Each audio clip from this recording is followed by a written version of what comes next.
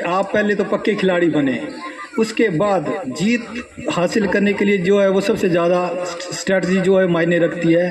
शायद सभी गुरुजन मेरी इस बात से इत्तेफाक रखते होंगे। जैसे महाभारत का युद्ध हुआ था, 18 दिन के कुरुक्षेत्र के युद्ध में, अगर मैं कहूँ तो पांडवों और कौरवों की सेना बहुत भारी थी, लेकिन पांडव जीत गए।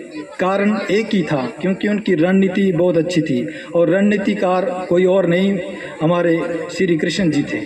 तो इससे बड़ा उदाहरण क्या दिया जा सकता है कि रणनीति कितने काम आती है किसी को भी सफल बनाने में और वो मुकाम हासिल करने में।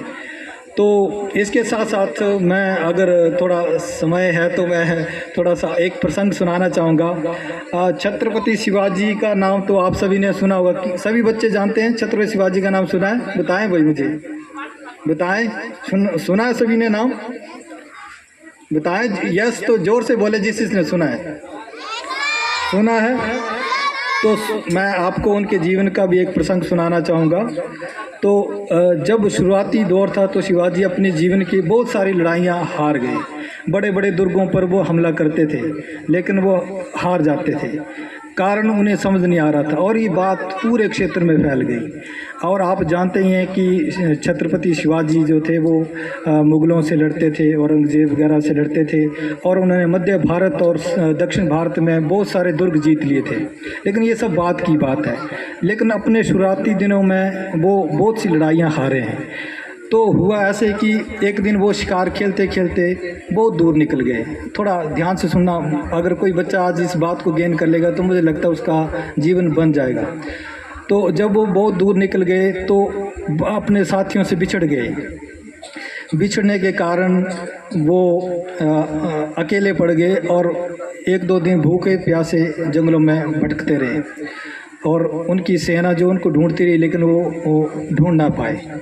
तो भूख प्यास से तड़पते हुए वो एक दिन भटकते भटकते एक कुटिया में पहुँचे, जहाँ पर एक बुढ़िया थी, और उन्होंने उनको कहा कि माई मुझे बहुत भूख लगी है, बहुत ज़्यादा भूख लगी है।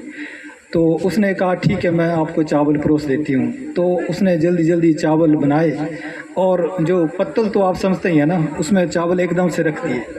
तो उसने इतनी भूख लगी, क्योंकि 3-4 दिनों से वो भूख से काफ़ी ज़्यादा ग्रसित थे। तो उन्होंने एकदम से जो चावल का जैसे वो देखा ना आपने ऐसे, तो बीच में एकदम से ऐसे हाथ डाल दिया और उनका हाथ जल गया, और जैसे उन्होंने उठाया मुंह में, और मुंह भी जल गया। तो बुढ़िया जो थी उन्होंने कहा कि लगता है तुम भी शिवाजी ही है। तो ये बात शिवाजी जी को बड़ी विचलित कर गई कि एक बुढ़िया को इस बात का कैसे पता कि मैं शिवाजी ही हूँ। तो उन्होंने कहा कि भाई माई क्या बात है, क्या रहस्य कि आपने मुझे सिर्फ खाना खाने पर ही टोक दिया कि मैं शिवाजी हूँ। उन्होंने कहा कि उस मूर्ख को यही नहीं पता कि दुर्ग कैसे जीते जाते हैं। बोलते कैसे? उसने कहा कि देखो, जब भी आपने खाना खाया आपने बिल्कुल सेंटर में हाथ डाल दिया और अपना हाथ और मुंह जला लिया, लेकिन अगर आप उसको साइड से धीरे धीरे चारों साइड से घेर के उसको ठंडा करके खाएं तो आपका ना मुंह जलेगा और आपको खाना भी आराम से खा पाएंगे। उस दिन शिवाजी को ये प्रेरणा मिली कि कभी भी कोई दुर्ग जीतना है उसको चारों साइड से घेरना है, और अपनी सेनाओं को उन्होंने उसी तरह से भेजा, और उसके बाद उन्होंने कई दुर्ग जीते। तो मेरा कहने का मतलब यही है कि आप जितनी किसी से भी प्रेरणा लें, चाहे वो छोटा हो बड़ा हो, कोई अर्थ नहीं रखता है, आप प्रेरित किसी से भी हो सकते हैं। और सबसे ज़्यादा ज़रूरी है कि आपके गुरुजन अभिभावक जो आपको सिखाते हैं आप उनको ग्रहण करें। आपके गुरुजनों ने जो आपको रणनीति सिखाई है उसका पालन करें। और बाकी ज़्यादा ना बोलते हुए मैं अपनी वाणी को विराम देता हूँ। मेरी तरफ से आप सभी बच्चों को बहुत बहुत शुभकामनाएं, और प्यार से खेलें और आपस में जो है वो प्रेम भाव बनाए रखें। बहुत बहुत धन्यवाद। जय हिंद, जय भारत।